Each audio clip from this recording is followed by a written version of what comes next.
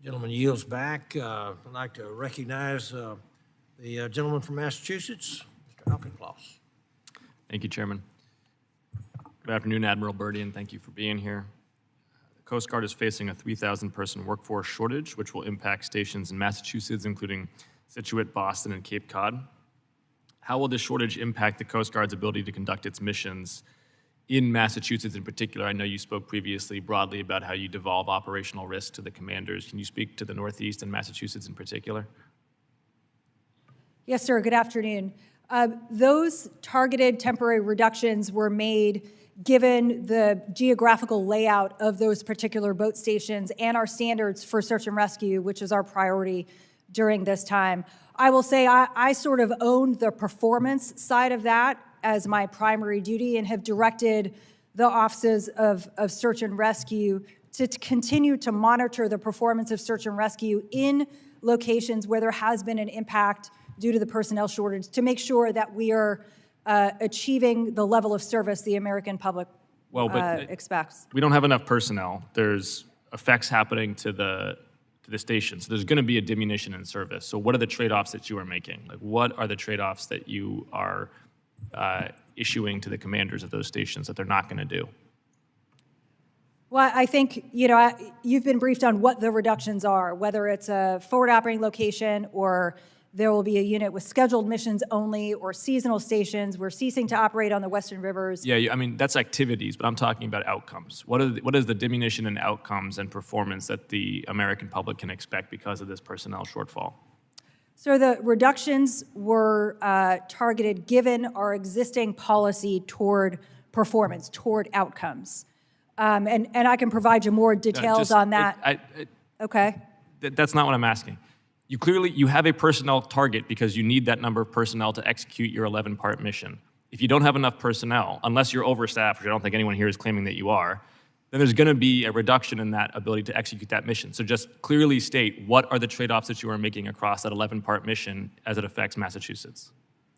Sure, absolutely, right? Like, we will conduct fewer law enforcement boardings per se. If there's right? Like, we have limits on the amount of time an individual boat driver can spend operating. Once those limits are reached, because that individual crew is conducting a search and rescue case, they will be unavailable for other missions. So you're prioritizing search and rescue, search yes. and recovery, but there's going to be a degradation in law enforcement, in the 3 maritime law enforcement missions? There could be, sir. It's difficult without knowing what that search and rescue load will be, right? Like, this is a demand-driven operation. You can't predict it, but overall, you know the trend lines for search and rescue demand in the greater Boston area. So of those 3 maritime missions, fisheries, migrant interdiction, and drug interdiction, which of those 3 are likely to be the biggest challenge for the Northeast because of the reduction in law enforcement? Well, I certainly, in the law enforcement space, it would be fisheries important. We don't do an awful lot of drug or migrant interdiction in the Northeast, fisheries, as you know, sir. But I can tell you that our operational commanders are empowered to make those trade-offs given. I know you're going to do your best with the resources that you have. It's not a question of your response. It's just the realities of you don't have enough people. Right. And so it's important just to articulate the trade-offs so that we here in the panel, but also my constituents, can understand the imperative of the Coast Guard mission and why it's important that we support you as you recruit. Yes, sir. Ms. McLeod, how would you evaluate the Coast Guard's recruitment, and what might they do to improve it? We've seen in our various studies of the Coast Guard workforce that the Coast Guard has a culture of making do. They also have a process to assess their workforce in manpower determinations, and this is an area where we do have outstanding recommendations to the Coast Guard that they do these assessments. You got 40 seconds. What's the one big thing they could do better on recruitment? Know what the positions that they're trying to fill.